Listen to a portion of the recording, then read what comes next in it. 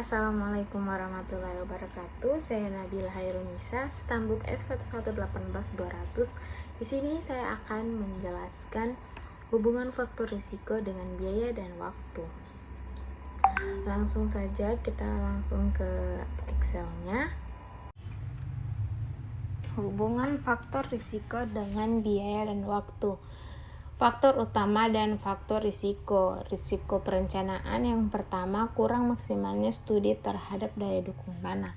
Yang kedua, tidak maksimalnya studi dilakukan terhadap dampak sosial dan ekonomi. Yang ketiga, review desain mengalami hambatan sebagai akibat keterbatasan data.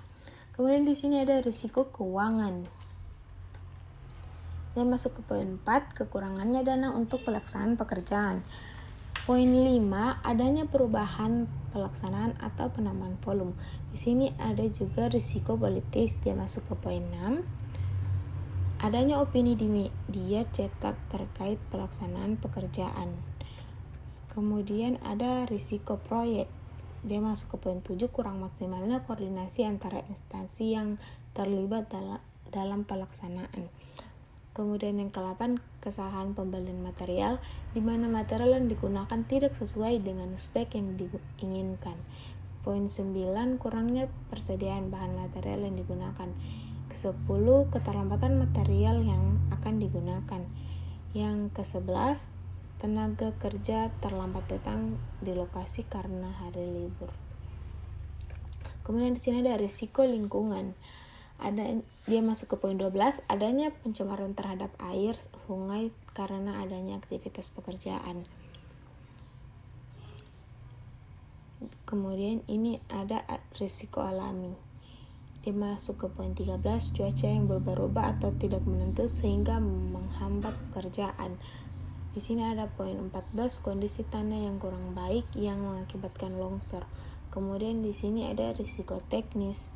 Dia masuk ke poin 15, kurangnya perlengkapan persyaratan untuk melakukan pekerjaan. Kemudian di sini ada poin 16, rusaknya alat berat yang digunakan.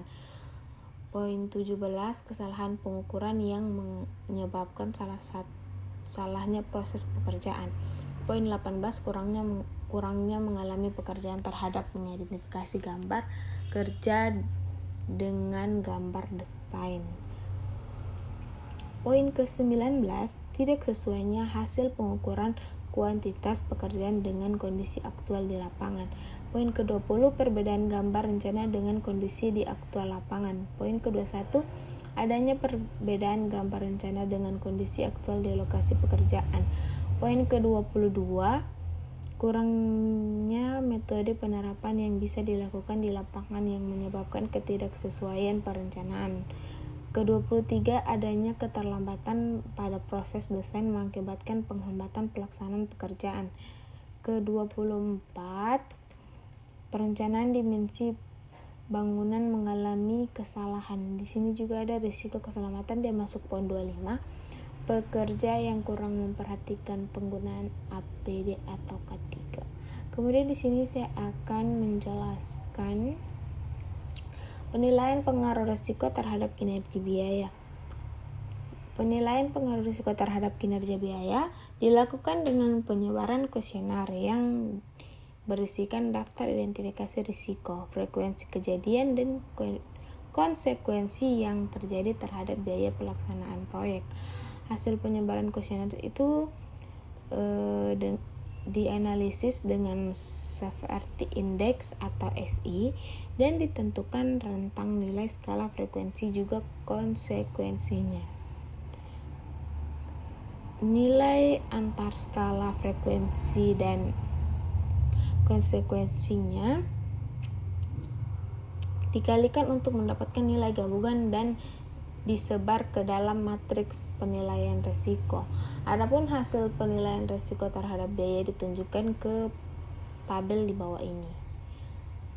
Di sini bisa kita lihat tabel hasil survei-nya.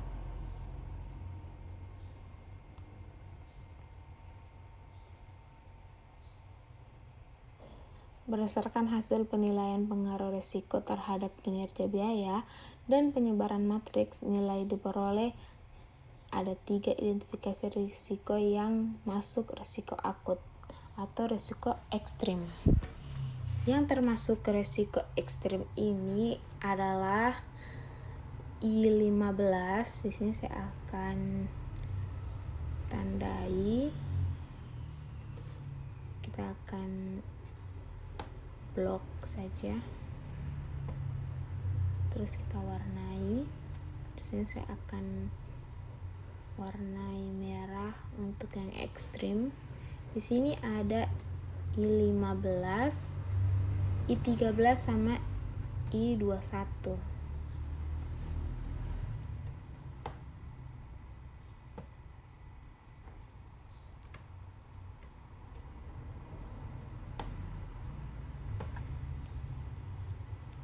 Kemudian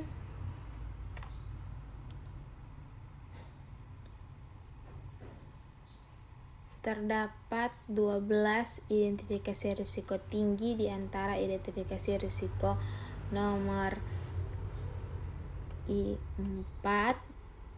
Ini risiko tinggi. I4 saya mau kasih warna hijau. I4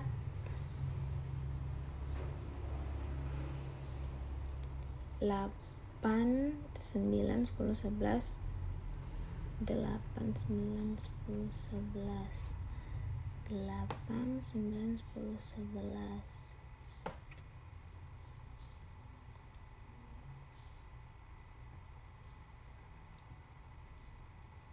14, 16, 18, 19, 20, 22, 24.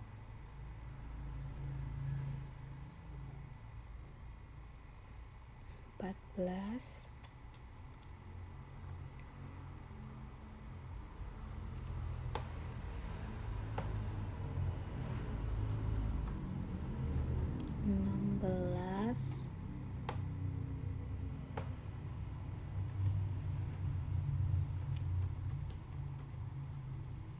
18, 19, 20,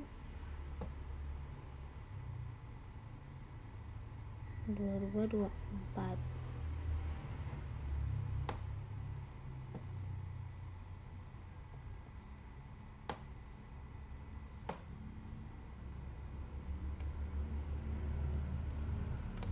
Jadi di sini ada total risiko yang harus ditentukan. Respon risikonya adalah sebanyak 15 risiko.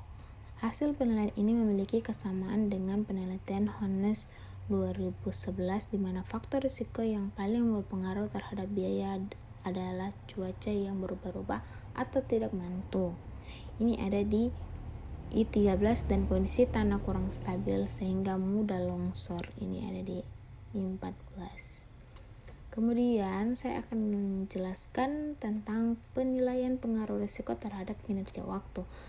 Penilaian pengaruh risiko terhadap kinerja waktu dilakukan dengan menyebar kuesioner juga yang berisikan daftar identifikasi risiko, frekuensi kejadian, dan konsekuensi yang terjadi terhadap keterlambatan waktu pelaksanaan. Kemudian ini ada hasil kuesionernya. Ini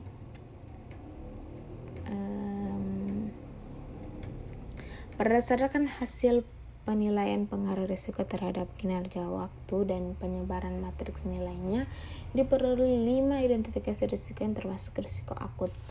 Di sini untuk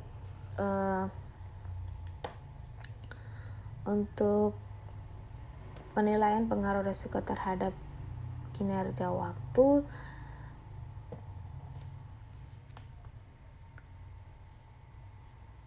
risiko akutnya ini ada 5,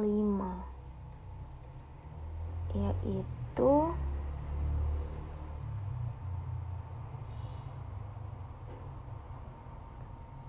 I4. Di sini saya mau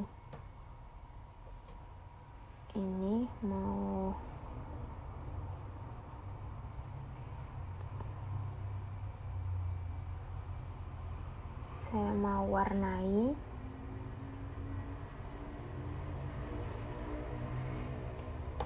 Agar bisa dibedakan yang mana risiko akut dan yang mana risiko tinggi. Risiko akutnya ini ada I4. Mau diwarnai dulu.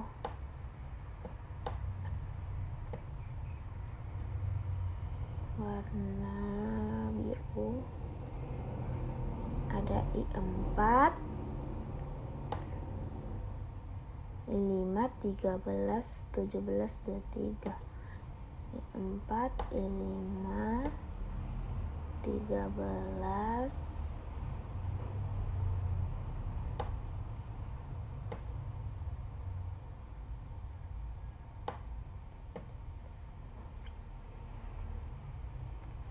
17, 23. 17, 23. Kemudian untuk risiko tingginya ada 14 teridentifikasi.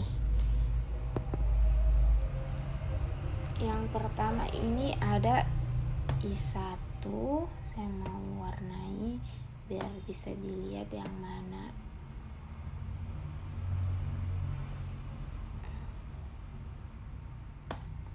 Yang ke-1, 7, 9, 10, 11, 12, 7.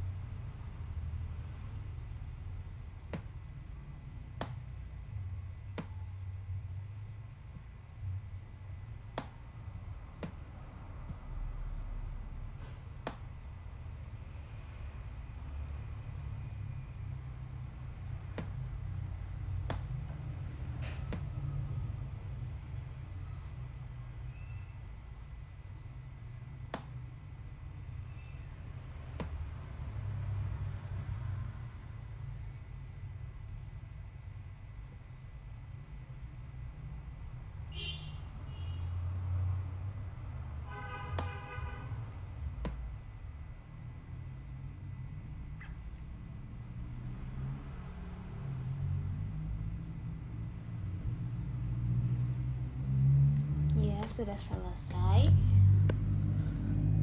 Di sini saya telah mewarnai untuk membedakan mana risiko akut sama risiko tingginya. Kemudian di sini ada kesimpulan. Adapun kesimpulan dari hasil penelitian yang telah dilakukan yaitu yang pertama, risiko yang teridentifikasi sebanyak 25 faktor atau identifikasi risiko dengan 8 sumber risiko. Yang kedua, penilaian pengaruh risiko terhadap kinerja biaya menunjukkan sebanyak 15 risiko berkategori risiko akut dan risiko tinggi. Yang ketiga, penilaian pengaruh risiko terhadap kinerja waktu menunjukkan sebanyak 19 risiko yang berkategori risiko akut dan risiko tinggi. Yang keempat, respon yang diberikan terhadap risiko tingkat akut diantaranya penyediaan jasa penyediaan dan dana awal baik berupa kas simpanan maupun pinjaman ke bank dan dilunasi pada saat penarikan termin melaksanakan adenun dengan segera agar pekerjaan yang mengalami adenun dapat segera dikerjakan, memakai data ramalan cuaca dari pihak BMKG dan menentukan tindakan pencegahan apabila terjadi perubahan cuaca, melakukan pengukuran ulang dengan diawasi langsung oleh pengawas lapangan dari owner, konsultan, supervisi, dan kontraktor dan melakukan perubahan dengan segera dan meminta persetujuan pemiliknya.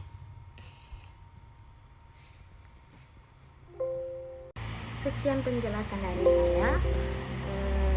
Saya mohon maaf apabila ada kesalahan kata. Wabillahi taufiq wal hidayah. Wassalamualaikum warahmatullahi wabarakatuh.